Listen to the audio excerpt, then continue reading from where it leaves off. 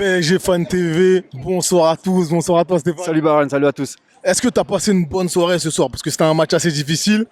La victoire au bout, comme souvent cette saison avec le Paris Saint-Germain, mais tout de même par le plus petit des scores. Bon, Alors, je vais être franc avec toi, je me suis emmerdé pendant le match. Franchement, j'ai pas trouvé que c'était un match. Enfin, en tout cas, c'est pas un match qui m'a plu. Ça manquait de mouvement, ça manquait de spontanéité, ça manquait d'engagement dans les duels. Alors, je peux comprendre parce qu'il y a sûrement, c'est le retour de la trêve internationale. C'est aussi en même temps un match avant Ligue des Champions, mais t'as envie de dire aux gars, allez-y quoi. On n'est pas, c'est pas Nice qui joue chez eux, c'est nous qui jouons chez nous là aujourd'hui. Il faut y aller un peu les gars, parce que là, moi j'ai pas kiffé. Est-ce que c'est dû à la qualité de Nice qui avait un schéma de jeu ce soir? On l'a vu dans l'ensemble de leurs échanges.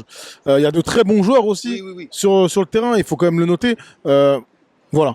Non, t'as raison de le stipuler, parce que qu'est-ce qu'ils ont fait Nice en fait? En fait, on a joué leur jeu, c'est-à-dire qu'ils ont verrouillé tout le milieu. Ça a créé un entonnoir, et nous, qu'est-ce qu'on fait? On joue dans les petits espaces, dans les tout petits espaces qui nous laissent dans cet entonnoir-là. Mais nos ailes, enfin, on en fait quoi? D'ailleurs, Achraf Hakimi, il a perdu son deuxième poteau, le gars. C'est quoi ces centres là? Il les a oubliés dans le vestiaire. Il se passe quoi? Il va falloir qu'il retrouve son centre au deuxième poteau, le mec. Souvent, il y a eu le cas. Il a le ballon, ça va pas au deuxième. Ça se perd dans le centre ou quoi? C'est bizarre. Moi, j'ai pas kiffé le match. En parlant d'Hakimi, on va passer de l'autre côté. Comment as-tu trouvé Juan Bernat? C'est pareil, c'est hyper, ouais. C'est pas top level aujourd'hui. Hein. Voilà, j'ai l'impression qu'il fait ce qu'il peut. Mais on aimerait qu'il fasse plus que ce qu'il peut. Tu vois, c'est ça j'arrive pas à comprendre en fait ce qui se passe avec nos latéraux en ce moment-là. C'est vrai qu'on a senti la différence, un changement gagnant d'ailleurs pour Christophe Galtier. Quand Mendes est rentré avec Mbappé, bien évidemment, on a vu le contraste. On a vu le contraste. On voit le contraste depuis par rapport au début de saison, et on voit le contraste effectivement quand il rentre Mendes. Mendes, il apporte un peu plus de jeu quand même. Il apporte un peu plus de solutions. Maintenant, c'est pareil. J'ai envie qu'il soit un peu plus appliqué dans son centre. C'est souvent, enfin, les 2-3 centres qu'il fait, ça crée des petits problèmes quand même au centre, parce qu'on a par exemple, on a quelques joueurs qui prennent de la tête. Et ça peut apporter quelque chose.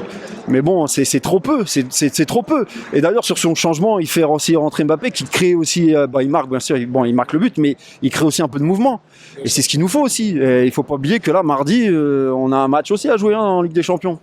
Très bien. Et enfin, il y a un débat qui se lance sur le système de jeu devant, sur le profil des joueurs. On n'aurait pas de neuf pur. Est-ce que tu penses que c'est recevable? Parce que si on avait eu un 9, on en avait un qui est parti en Turquie. Là. Ouais, d'accord. Donc, est-ce qu'il aurait joué avec les noms qu'il y a au Paris Saint-Germain aujourd'hui?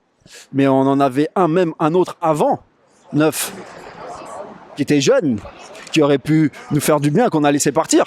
Déjà, rien que là, on l'avait. C'est un mec qui faisait les allers-retours. On l'avait déjà celui-là. On a eu un 9 qui nous a servi à rien, qui est parti en Turquie. T'as vu, on donne pas des noms là, mais j'espère que les gens reconnaîtront. Et là, aujourd'hui, on a étiqueté. Mais le problème, moi, je me questionne par rapport à Ekitike.